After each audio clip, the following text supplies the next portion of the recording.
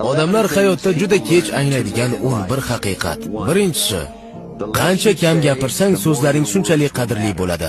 Ikkinchisi, hamma narsani o'zingga olaverma. Odamlar seni sen o'ylaganchalik ko'p o'ylashmaydi. Uchinchisi, muammolarga e'tibor bersang muammolar ko'payadi. Imkoniyatlarga e'tibor bersang imkoniyatlar ko'payadi.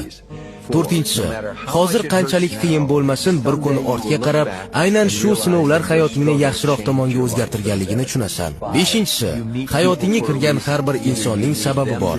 Yo ular seni hayotingni o'zgartiradi yoki sen ularni hayotini. Oltinchisi, hech qachon yangi narsani sinab ko'rishdan qo'rqma.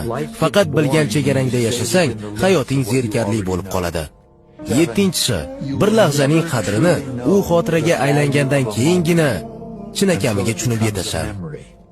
Sakkizinchisi, minnatdor bo'ladigan narsalarga e'tibor berishni boshlasang, yetishmayotgan narsani kamroq o'ylaysan.